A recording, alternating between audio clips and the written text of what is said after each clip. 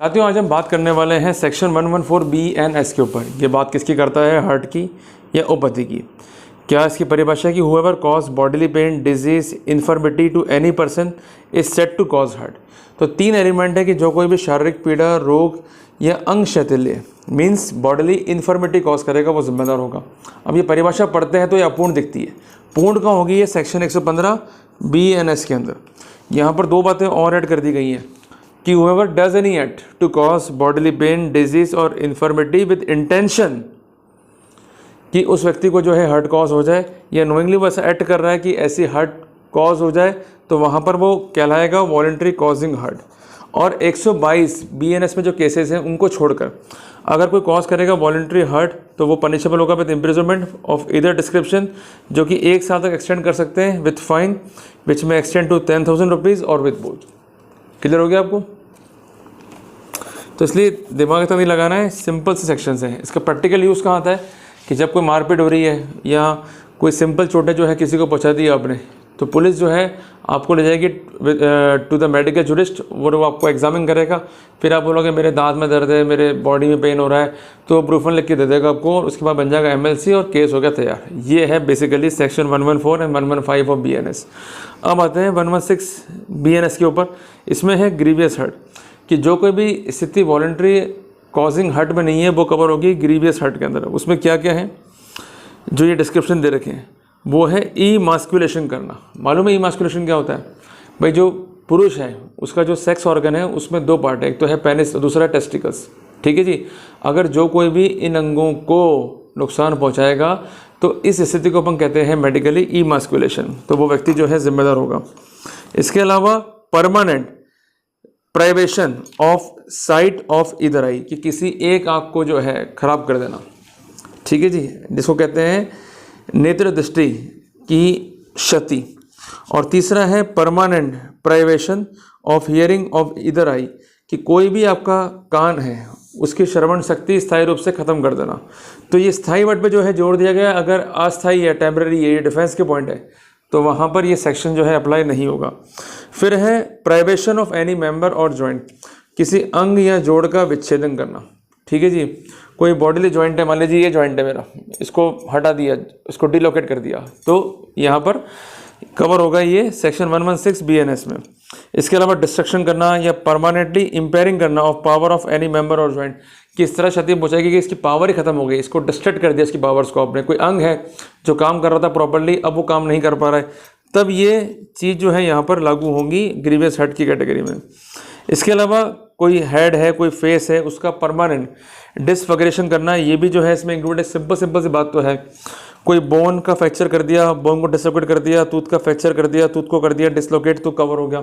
और ऐसे कोई भी हर्ट जहाँ पर जो सफरर है या जो विक्टिम है उसको रहेगा बॉडीली पेन 15 दिन या उससे ऊपर, और वो अपना सामान्य काम का जिसको हम कहते हैं ऑर्डिनरली परस्यूट्स करने में सक्षम रहेगा, तो वो जिम्मेदार होगा। क्लियर हो गया साथियों? सेक्शन 117 जो है डिफाइन करता है वॉलंटरी कॉजिंग हर्ट का एक विशेष पैरामीटर। ये कहता है कि whoever causes voluntarily grievous hurt, और इसके पीछे इसकी इंटेंशन है, ये नोइंगली वो ये काम कर रहा है जिससे इसको मालूम है कि वॉलंटरी ग्रीवियस हर्ट तो जो है वो होगी। ऐसी स्थिति में वो व्यक्ति जो है जिम्मेदार होगा। A person is not said voluntarily to cause grievous hurt except, ये इंपॉर्टेंट है, कोई व्यक्ति वॉलंटरी कॉजिंग ग्रीवियस हर्ट के लिए जिम्मेदार नहीं होगा except when he both causes grievous hurt and intend और knowingly himself to be cause grievous hurt.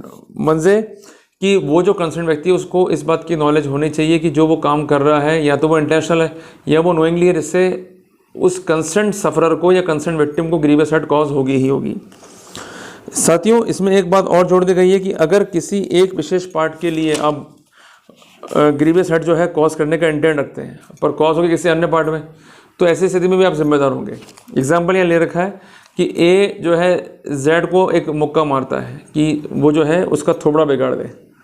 Clear है? पर अल्टीमेटली इस पूरे इंसिडेंट में कंसर्न Z को जो है बॉडीली पेन होता है फॉर नियर बाय 15 डेज, तो इस स्थिति में A जो है जिम्मेदार होगा for causing voluntarily grievous hurt. यद्यपि इस केस में जो इंटेंडेड ग्रीवियस हर्ट थी वो कॉज भले ही नहीं हुई, बट जो सब्सिक्वेंट हर्ट है वो वही है जो कि डिफाइंड है section 116 sub clause 1 B N S में। सब क्लॉज 2 में कि 122 बी एन एस को छोड़कर जो केसेस हैं, जो कोई भी कॉज करेगा वॉलंटरी ग्रीवियस हर्ट, इससे पनिशमेंट होगा अप टू 7 ईयर और यहाँ फाइन भी होगा। इसके अलावा अगर ऐसा हर्ट कॉज करते हुए आपने स्थायी डिसेबिलिटी जो है किसी को कॉज कर दी, जिसमें विकलांगता भी है, it is called persistent vegetative state, तो वहाँ पर जो पनिशमेंट है वो 10 ईयर तो मिनिमम है ही, पर मैक्सिमम जो है वो LI भी हो सकता है। LI मंजे नेचुरल लाइफ तक आपको जो है जेल में रहना पड़ सकता है। और अगर यही अटैक करेंगे 5 या 5 से अधिक लोग और ये झगड़ा हो गया race, caste, community, sex, place of birth, language, personal belief और एनी अदर सिमिलर ग्राउंड, और इसके कॉन्सिक्वेंटल में सफरर को जो है बियर करना पड़ा ग्रीवियस हर्ट वॉलंटरीली, इस सिनेरियो में हर मेंबर उस ग्रुप का जो है जिम्मेदार होगा फॉर कॉजिंग ग्रीवियस हर्ट, और वहाँ पर जो पनिशमेंट है वो अप टू 7 ईयर है और फाइन भी जो है वहाँ पर अवॉर्ड किया जाएगा। क्लियर हो गया अब तो। अब सेक्शन 118 पे आते हैं कि यहाँ तो थी हाथ मुक्कों से, थाप मुक्कों से पिटाई, मतलब हाथों से भी जो है अपराध हो सकता है। ठीक है जी। तो अब जो है यहाँ पर औजारों से भी अपराध होगा। वो औजार कौन से हैं? डेंजरस वेपन और मीन्स। ठीक है जी। अब वो डेंजरस वेपन के खतरनाक आयुधों और साधनों से। ठीक है जी, लिख लिया, खतरनाक आयुधों और साधनों से, डेंजरस वेपन और मीन से। भाई मेरे हिसाब से तो हाथ भी अपने आप में बहुत डेंजरस वेपन है। भाई किसी का आपने बहुत जम के लगा दिया, मतलब मुक्का वगैरह, मुक्का ही है और कुछ नहीं है, तो दिक्कत में हो सकती है। तो 118 में थोड़ा सा इसको एडवांस कर दिया। अब वो क्या क्या कैटेगरीज है इसको अपन पढ़ते हुए चलेंगे धीरे धीरे। Whoever except in cases provided for by subsection 1 of section 122, section 122 में अंकित केसों को छोड़कर, तो 122 को भी पढ़ना पड़ेगा बाद में जाके हमको इसके साथ में। जो कोई भी कॉज करेगा हर्ट, यहाँ पर ग्रीवियस हर्ट नहीं है, हर्ट, उपाधि, चोट, bye means of any instrument, कि ऐसा कोई इंस्ट्रूमेंट है जिसके द्वारा वो चोट कारित करेगा, जो कि यूज़ किया रहता है फॉर शूटिंग, फॉर स्टेबिंग और फॉर कटिंग। अब मुझे ये बताओ बड़ी समझदारी की बात कि ऐसे कौन से इंस्ट्रूमेंट हैं, अगर वो काम आ रहे हो शूटिंग के लिए, अगर वो काम आ रहे हो स्टेबिंग के लिए और काम आ रहे हो कटिंग के लिए, उनसे हो जाएगी सामान्य हर्ट या सिंपल हर्ट। और any instrument which used as a weapon of offence is likely to cause that, कि ऐसे इंस्ट्रूमेंट जिनको यूज़ करने से कोई क्षति कारित की जाए तो डेफिनेटली वो सामान्य परिस्थितियों में भी मृत्यु कारित करने के लिए जो है पर्याप्त है। और जो कि कॉज करेगा hurt by the means of fire, कहते हैं ना भाई मैं आग लगा दूंगा, और आग के द्वारा जो है वो कॉज कर रहा है हर्ट। या कोई हीटेड सब्सटेंस है, भाई गरम गरम प्रेस लगा दी, हीटेड लाते हाथ जलाता हूँ साले में, और वो करची पकड़ के, कई माएँ करती ना अपने बच्चे को, तो गर्मा गर्म लगा दूँ, करची बाबा हाथ में और कुछ नहीं। तो उस सिनेरियो में जो ये हीटेड सब्सटेंस है, इससे भी अगर इंजरी कॉज होगी तो ये हार्ट की कैटेगरी में है। By the means of any poison और कॉरोसिव सब्सटेंस, की कोई पॉइजन भी यहाँ पर इन्वॉल्व हो सकता है, कोई कॉरोसिव सब्सटेंस भी जो है यहाँ पर इन्वॉल्व हो सकता है, कोई एक्सप्लोजिव सब्सटेंस भी जो है यहाँ पर इन्वॉल्व हो सकता है, या कोई ऐसा सब्सटेंस जो कि डेंजरस है ह्यूमन बॉडी के लिए, उसका भी उपयोग यहाँ पर किया जा सकता है हिंदी के अंदर भी, कि ऐसा सब्सटेंस जिसको ह्यूमन बॉडी जो है वो इनहेल कर सकती है by the way of inhaling, by the way of swelling और by the way of receiving into blood. और यहाँ पर किसी एनिमल का उपयोग करके भी आप कोई हर्ट कॉज करते हैं तो ऐसी स्थिति में जो कंसर्न व्यक्ति है उसकी जिम्मेदारी बनेगी 3 साल की, और वो कंसर्न व्यक्ति जो है 20,000 रुपये के फाइन से भी जो है जिम्मेदार होगा। ये यहाँ पर स्पेसिफिक किया गया। अब सब क्लॉज नंबर 2 में क्या कि whoever except in cases provided for subsection 2 of section 122 voluntary cause करता है ग्रीवियस हर्ट को। पहले तो हर्ट था, अब ये ग्रीवियस हर्ट के बारे में आ गया, जो कि रेफर्ड है सबसेक्शन 1 में। तो इस सिनेरियो में वो पनिश्ड होगा फॉर लाइफ और with imprisonment of either description for a term which shall not be less than 1 year, और जिसको 10 ईयर तक एक्सटेंड कर सकते हैं, ये जो है वो जिम्मेदार होगा।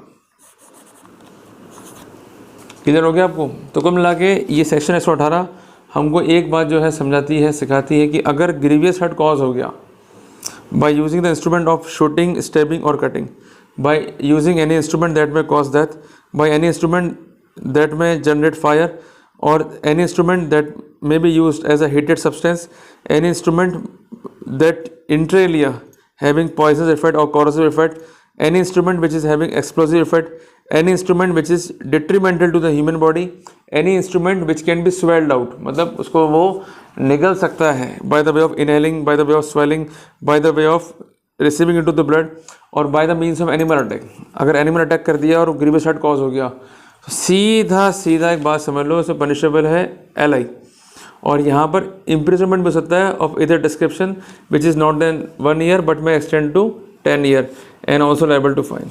ये इंपॉर्टेंट है। तो कुल मिला के इतनी सी बात है जी, ये डिपेंड करेगा चोटें कितनी आई हैं और नुकसान कितना हुआ है। मतलब जो आप डेफिनेशन करोगे उसका एक ही क्राइटेरिया है, क्या परमानेंट डिसेबिलिटी तो नहीं हो गया। जो क्राइटेरिया मैंने पढ़ा था 116 BNS में, बस वही अप्लाई करना है यहाँ पर डिफरेंशिएट करने के लिए। अब लास्ट पार्ट अपन पढ़ लेते हैं सेक्शन 119 BNS का, फिर अपन आगे पढ़ेंगे 120 से। सेक्शन 119 में क्या है कि वॉलंटरी कॉजिंग हर्ट और ग्रीवियस हर्ट, दोनों ही बात है कि वॉलंटरी कॉजिंग कर रहे हैं हर्ट भी और ग्रीवियस हर्ट भी, टू एक्सटॉर्ट प्रॉपर्टी, एक्सटॉर्शन करते प्रॉपर्टी को ले लेना, या to constrain to an illegal act, या कोई इनलीगल एक्ट के लिए ग्रीवियस हर्ट कॉज करना या हर्ट कॉज करना। जो कोई भी हर्ट कॉज करेगा for the purpose of extortion from the sufferer, किसको धमका रहे हैं, ओए भाई पैसा दे दे, उसी का मैंने दूंगा भाई, जो करना है कर लो, और इन द मेन वाइज जो है हर्ट कॉज हो गई। तो एक्सटॉर्शन के पर्पज से अगर हर्ट है तो ये एक गंभीर स्थिति है। और from any person interested in the sufferer, कि चल तेरे पास है तू निकाल पैसे, ठीक है जी, और एनी प्रॉपर्टी और वैल्यूएबल सिक्योरिटी। तो जो कोई भी कॉज करेगा hurt voluntarily for the purpose of extorting from sufferer any property any valuable security, और अगर उसके पास नहीं है तो कोई ऐसा पर्सन जो उसमें इंटरेस्टेड है, और इसके अलावा कंस्ट्रेन करना सफरर को या ऐसे व्यक्ति को जो उसमें इंटरेस्टेड है, to do anything which is illegal, कि देख भैया इसके मैंने बंदूक लगा दी इसी गनपट्टी पे, अब तुम जाके जो है हमारा काम करियो, नहीं करोगे तो तुमको जो है परिणाम भुगतने पड़ेंगे। इसको हम कहते हैं क्रिमिनल इंटिमिडेशन कानून। तो उसको इंटिमिडेट करना ऐसे काम के लिए जो कि इलीगल है, ये ऐसे काम को करने के लिए जो इलीगल है उसको फैसिलेट करना। तो यहाँ पर जो व्यक्ति है वो जिम्मेदार होगा, पनिशेबल विद द इम्प्रिजनमेंट, जिसको एक्सटेंड कर सकते हैं अप टू 10 ईयर, और यहाँ फाइन देने के लिए जिम्मेदार होगा। जो कोई भी कॉज करेगा ग्रीवियस हर्ट को फॉर द पर्पस जो कि रेफर किया गया सबसेक्शन 1 में, वो पनिश होगा विद इम्प्रिजनमेंट फॉर लाइफ और with imprisonment of either description for a term which may extend 10 year and shall also liable to fine. दो बातें यहाँ पर आ गई हैं।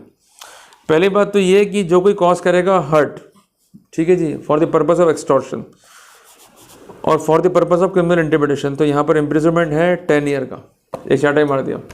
और जो वो कॉज करेगा वॉलंटरी ग्रीवियस हर्ट जो कि स्पेसिफिक है, तो यहाँ पर इम्प्रिजनमेंट फॉर लाइफ है, और चोटें अगर सामान्य है तो वहाँ पर 10 ईयर तक जो है इम्प्रिजनमेंट कर सकते हैं। सामान्य का मतलब है कि उससे परमानेंट जो है डिसेबिलिटी नहीं हुई है, बट कैटेगरी जो है still it is of grievous hurt. Clear हो गया?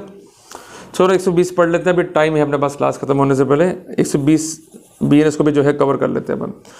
जो कि वॉलंटरी कॉज करेगा हर्ट को या ग्रीवियस हर्ट को टू एक्सटॉर्ट कन्फेशन और to compel restoration of property, कि जो कोई भी वॉलंटरी कॉज करेगा hurt for the purpose of extorting from sufferer और from any person interested in sufferer any confession, कि जो कोई भी कॉज करेगा हर्ट या वॉलंटरी ग्रीवियस हर्ट, ठीक है जी, किसी सफरर को या किसी ऐसे व्यक्ति को जो उसमें इंटरेस्टेड है कन्फेशन रहने के लिए, ऐसी इंफॉर्मेशन रहने के लिए जो कि किसी ऑफेंस या किसी मिसकंडक्ट की जो है कैटेगरी में आएगी, और for the purpose of constraining the sufferer और any person interested there in to restore और to cause the restoration of any property और valuable security to satisfy any claim demand और to give the information which may lead to restoration of any property और valuable security shall be punished with imprisonment of either description for a term which may extend to 7 year और shall also liable to fine।